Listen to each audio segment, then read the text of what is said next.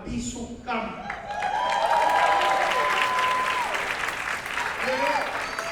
Nació y criada en Chicago. Su primera visita a Puerto Rico fue cuando visitamos a nuestros hermanos en ese hermoso pueblo de Comerío.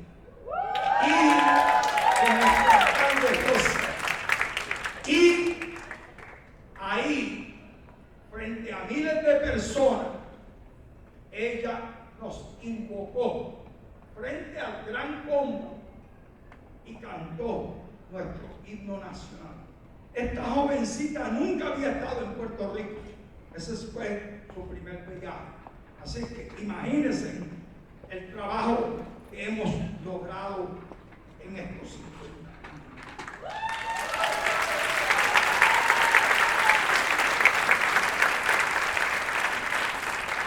So, let me welcome you all to this amazing moment.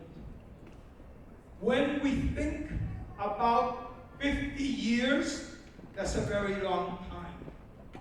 But when we think about the cultural center and what we have been able to achieve, you have to place us in the context of some really, really difficult times.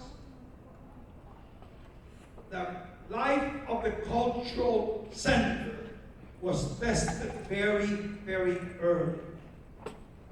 Through trials and tribulations.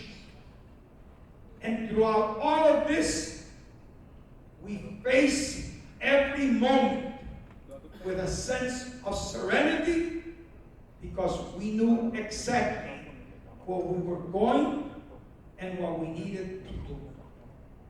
So, 50 years ago, a group of us came together and decided, a year before that, we had created the Dr. Pedro Albizu Campos High School, which for many years was the Rafael Cancel Miranda School.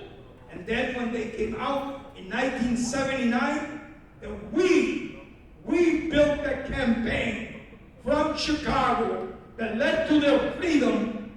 And if anyone wants to doubt that, we have the testimony of Michael Dodge. Where's Michael? Right over there.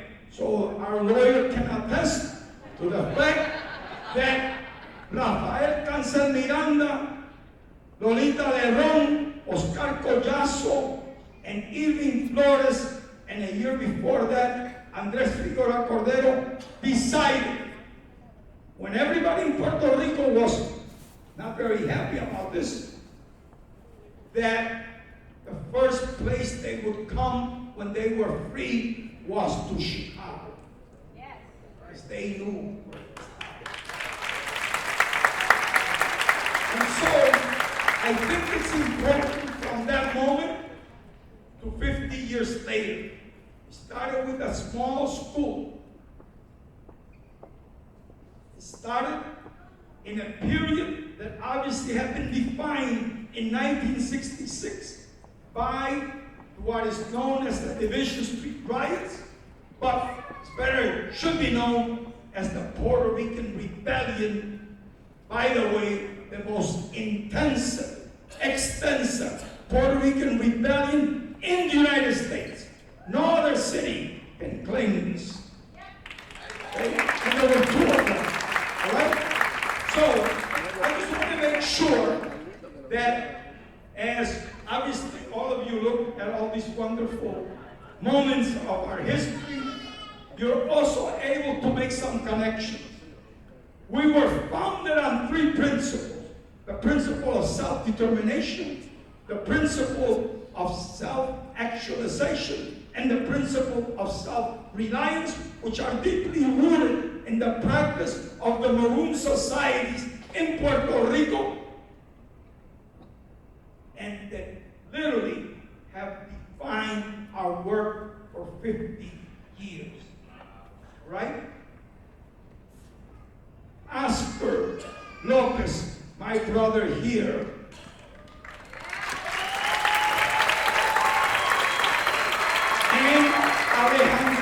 Torres were both tortured in prison. Okay? We can talk about what Russia is doing to the Ukrainians. Let's talk about what they did to our political prisoners.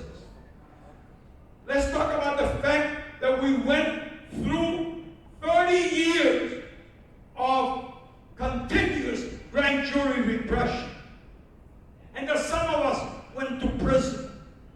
Let's talk about the FBI COINTELPRO program to insert themselves in our midst and pay agents to destroy our work. Let's go through the suffering and the trauma of the children that were the children of the political prisoners. And we could talk about so many trials and tribulations, but there was something that guided us, that made us unstoppable. And we can claim that legacy today by being able to say that what you saw out there is only really like about half of the programs that the Puerto Rican Cultural Center has. We built our programs, obviously within the context of non-profits, but we were not informed by the ideology of non-profits. We were informed by an idea that's deeply rooted in our resistance against Spanish colonialism in Puerto Rico, the Caribbean, and Latin America, which are the Maroon societies. And so what you will find in the Cultural Center is an amazing practice of developing political leadership. Why? Because we're highly decentralized. And every program has to be and engage in some level of self-actualization. And so we can create an amazing group of leaders. Some of you who are sitting in our midst. Today, I am so happy to say that my first student at Tule High School was Ricardo Jimenez, the political prisoner. And I want to see, there are a few of my current students from UIC. Can you guys stand up? Come on. Let's see. There are several of you. Okay. Let's see. Okay? Some of them disappear, I think. But the fact is that for 52 years, I've been teaching. And for me, this is the legacy of that teaching.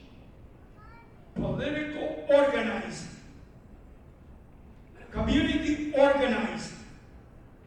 I don't care what kind of social justice organizing, we must always be guided by incredible sense of ethics. And Doña Consuelo Correger taught us that by coining a phrase in a very famous poem in which she creates a counter-narrative to the narrative of live and let live, to a narrative that has guided our work of live and help to live. So that is how we frame our work. I am obviously so happy that so many of you could join us. I am so happy that we could be celebrating with our ex-political prisoners here. I am so happy that we could claim 4 generations of political prisoners that we have helped to free. But we could not have done this without an amazing group of people. Many of them are sitting in the front here who are honored guests today. Because without them, they are the pillars of this work. And I think what you will see now, what you saw today, what you will see this weekend, what you see 365 days out of the year are people that are committed to making sure that they are agents of change and that they're not driven by the reward of money or by the reward of capital. They're driven profoundly by their humanity. So it gives me an amazing honor to introduce our two MCs. And we chose them with a purpose.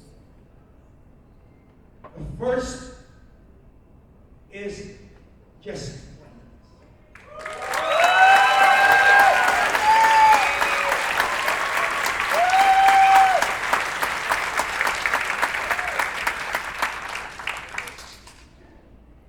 Jesse Fuentes builds on an incredible legacy.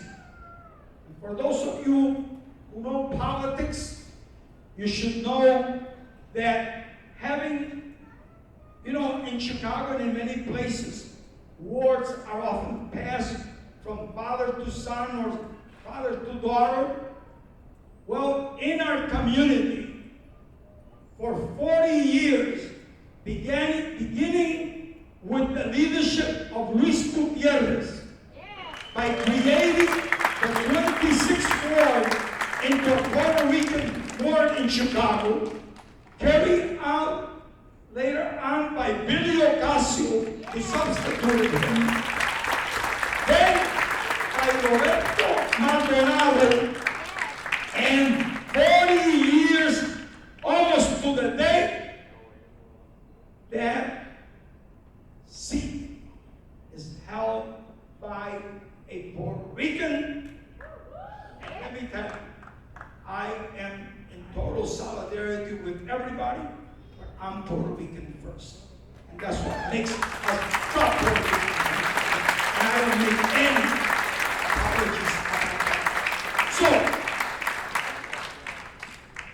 Jesse Fuentes builds on a legacy of 4 decades of leadership that grew within our ranks, that our work helped to produce, but there's nowhere else in the United States where you could claim that 40 years of elected officials, all who have identified as Puerto Rican independentistas.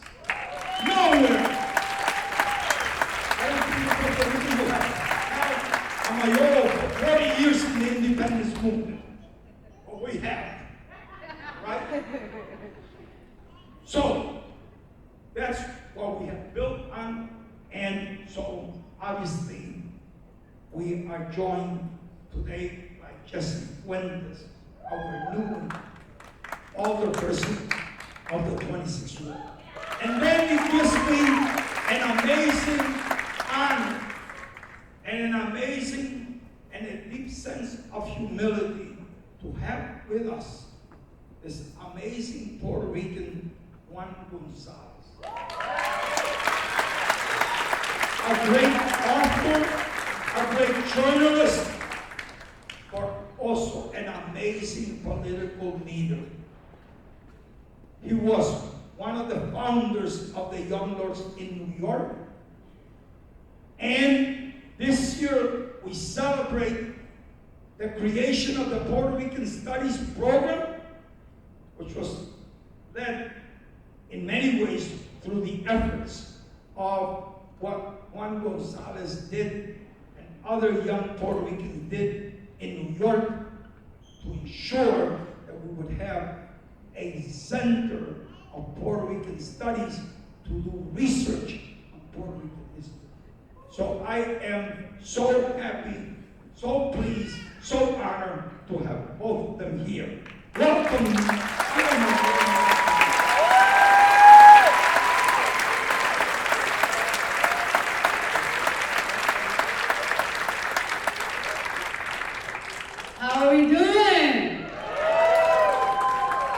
Is our leader in the house?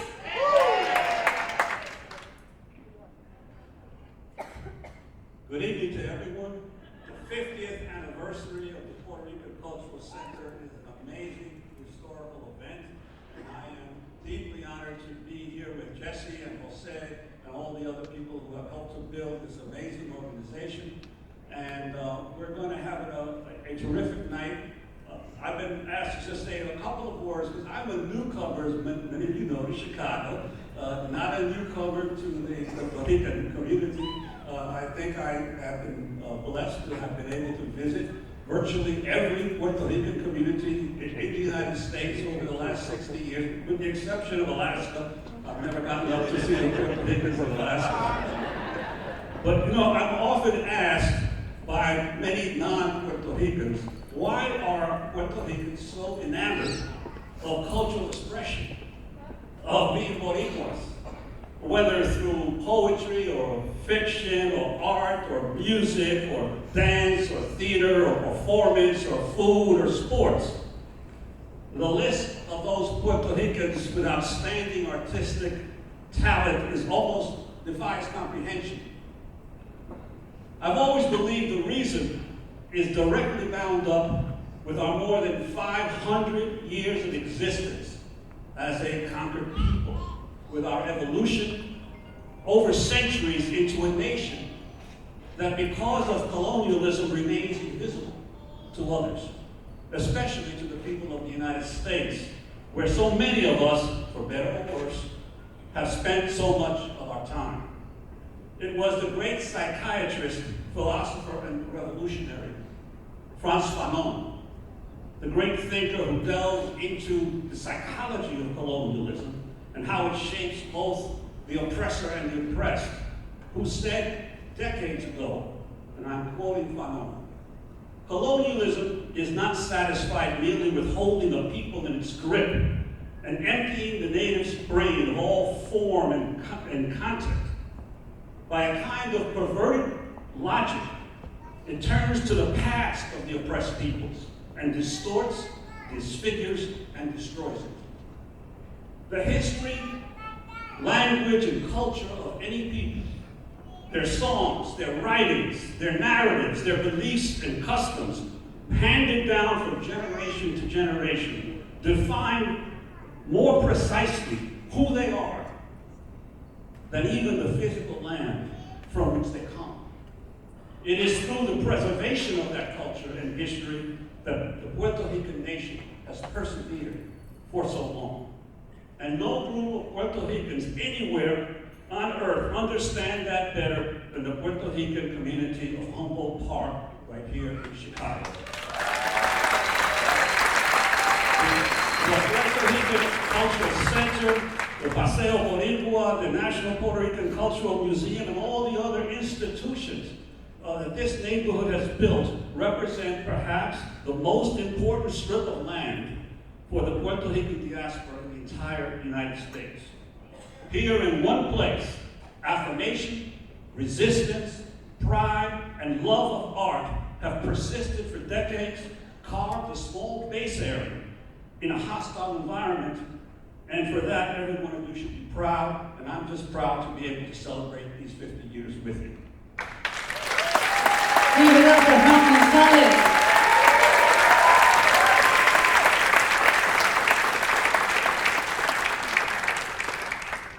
It's extremely difficult to go across the Puerto Rican diaspora and to find a community, a Puerto Rican community, that has resisted gentrification, racism, infiltration by the FBI,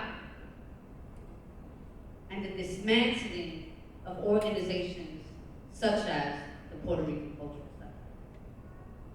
This is a community that has said Humboldt Park no se vende.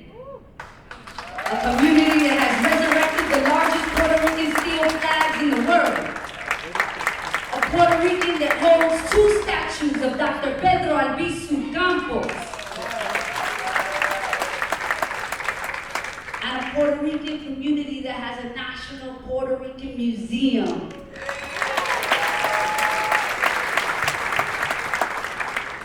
community that continues to say presente. But more importantly, that 50 years means that we have another day to continue to be in the struggle. Because the colonial experience of Puerto Ricans is visible everywhere we turn. We've seen that after Hurricane Maria, when the Puerto Rican Cultural Center and the Puerto Rican Agenda were the first two institutions to land a plane in Puerto Rico to tell our patria that the diaspora is presente.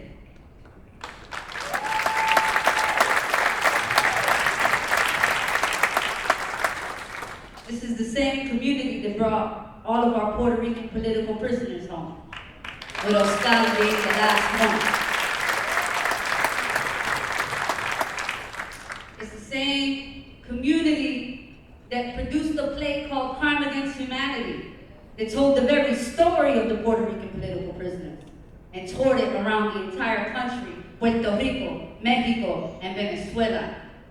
We are a community that is unapologetic about our fight for self-determination and our fight for the independence of Puerto Rico.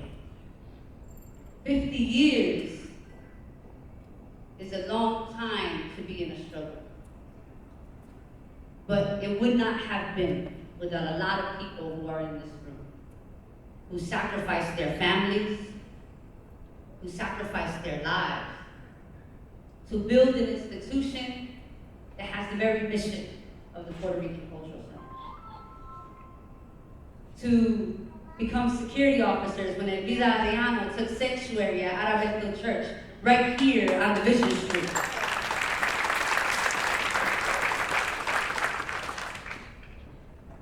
To have educators who taught at Dr. Pedro Albizu Campos when the FBI raided the school and destroyed everything. And we chose to come back and continue to educate young people like me.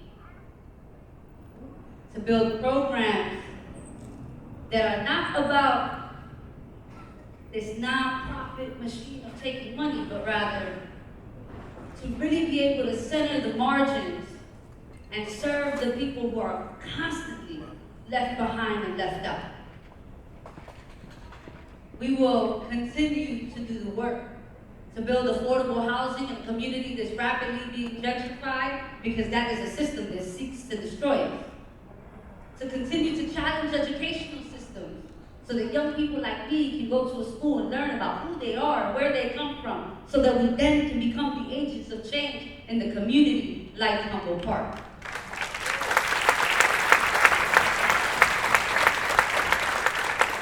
So I'm extremely honored to MC today. But Jose is not only a great leader, but did you all know he's also Cuban? How many people are married here today because they met in Jose's class? Raise your hand. Several of us. While people like Jose and people in the movement think that they have only shown us how to love the work, our community, and our patria, you all have also taught us how to love people, and how to love people deeply. And that is what keeps our work moving forward. And so, there are many people to thank here today. And we want to honor folks properly. And so when we call your name, we want you to come to the stage, so that everyone here can acknowledge the work and contribution to the 50 years of the Cultural Center that you put in, and so that you can get the award that the Puerto Rican Cultural Center has brought to you. So Juan, do you want to kick us off? Sure, we have a long list of names here. I'm going to begin with the board of directors of the Puerto Rican Cultural Center. Marta Antonio Berrios, Michael Hannon, Alejandro Molina, Veronica Ocasio, Dr. Ann Peterson Kemp, Dr. Margaret Power, and Dr. Michael Rodriguez. Moniz. All right, you all give it up for the board of directors of the Puerto Rican Cultural Center.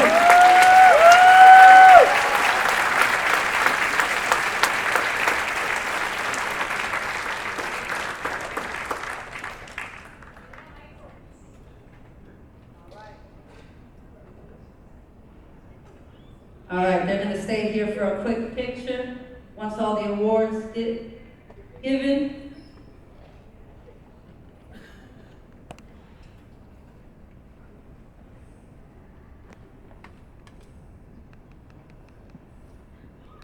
Where's Olivia? Oh, you're taking a picture, perfect. Wow. All right, he's up there, look up there. Oh. Elias is the one with the flowery shirt right there.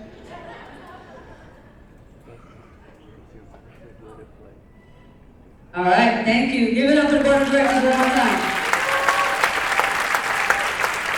All right. I want to direct people's attention to the screen. Matt, if you can cue up what's next. To recognize the Puerto Rican nationalist political prisoners. And you can clap while we recognize them. Lolita Lebron, Rafael Carcel Miranda, Oscar Collazo, Andrés Figueroa Cordero, Ivy Flores Rodriguez.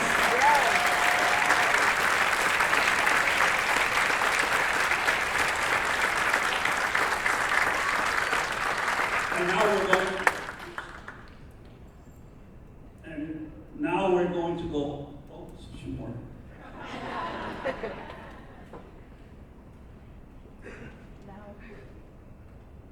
Now we're going to go on to the political leaders who have been so instrumental in the work of the Puerto Rican Cultural Center.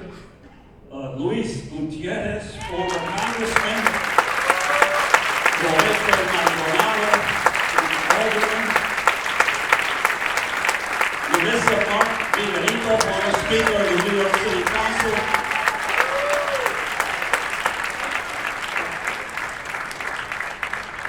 Billy Ocasio, former alderman, Jose Rivera, former city councilman and state representative from New York, Julia Nazario Fuentes, the mayor of Loíza, Josian Santiago, mayor of Comedillo, and Carmen Yulín Soto, former mayor of San Juan. If you all come up.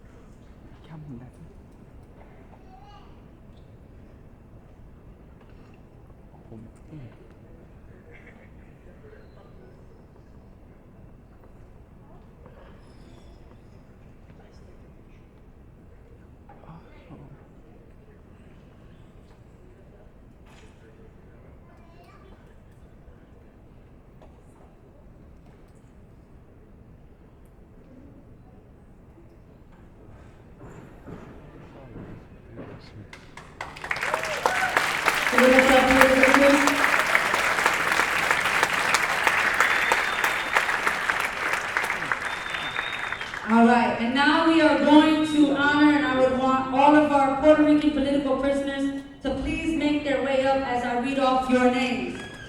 Juan Antonio Corregel, Consuelo Lee Corregel, Edwin Cortez, Jaime Delgado, Kathleen Azaute, is no longer with us, Elisan Escobar, Dora Garcia, Steven Guerra, Ricardo Jimenez, Oscar López Rivera, Alberto Rodríguez, Alicia Rodríguez, who's no longer with us, Ángel Rodríguez Cristobal, Ada Luz Rodríguez, José Luis Rodríguez, Felix Rosa, Luis Rosa, Alejandrina Torres, Carlos Alberto Torres, and Carmen Valentín.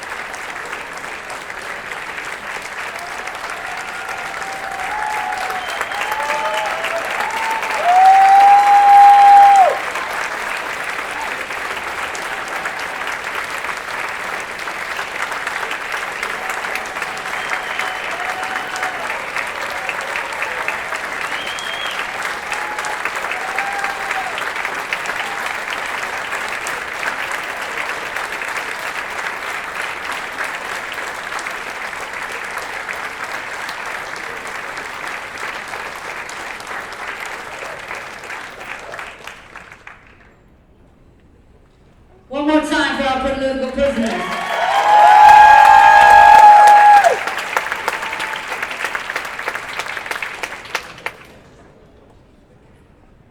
All right, so we want to acknowledge the folks who are the pillars of the Puerto Rican Cultural Center. These folks are religious leaders, educators, civic leaders, activists, people who literally sometimes put blood into the work. We are going to call your names, and we ask that you make your way to the stage as we're reading all the names, and then we're going to take a big, beautiful, fantastic group picture when you get down here. I'll take this first column, and I'll take second. You know, we may have to assist each other here because my eyesight is not as good as Jesse's. All right, so please make your way here. Dr. Laura Ruth Johnson. Dr. Roberto Sanabria. No longer with us, but to be acknowledged, Dr. Steve Whitman. Mildred Amador. Eduardo Arrocho. Maria Besares.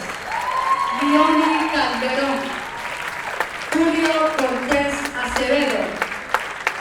Lisa Isadora Cruz. Lucy Delgado. Michael Deutsch. No longer with us, Per Egan. Lisette Fuentes. Also no longer with us, Maria Gallegos. Please come up, Marlon Garcia. Jose Hernandez. Lidia Jimenez. Nancy Kirshen. No longer with us, but to be acknowledged, Ramon Lopez. Please come up, Emma Lozano, Lourdes Lugo, Judith Murkison, Michelle Morales, Maritza Nazario, Michael Nieves, Reverend Dr. Nozomi Okuta, Hipólita Perez. No longer with us, but to be acknowledged, Mary Howard. Melinda Howard, please make your way up. Sochi Ramirez. Andrea Rivera.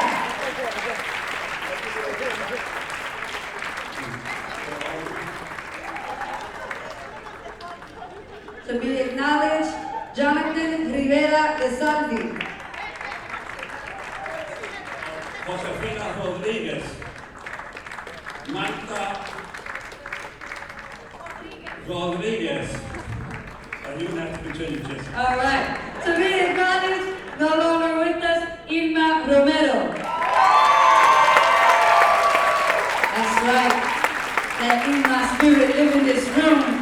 She was in this building for much of her life, ensuring that Roberto Clemente would live up to his very vision as an educational institution. Please make your way up, Myrna Salgado Burgos, Viola Salgado, Edith Scripps, America Sorrentini, Jan Sussler. Please give it up for Jan. Sacrificed much of her life in her career to free our political prisoners. To be acknowledged but not with us, Reverend Jose Torres. Also Mariano del Valle. Sheila Benson, if you're here, please you make your way up. Marisa Vidal. Jack Weiss. No longer with us, Reverend Michael Yasutaki. And our matriarchs.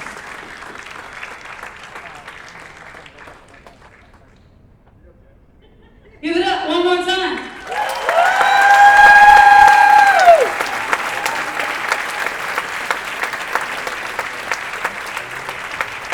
Go. I'm recording. Thank you.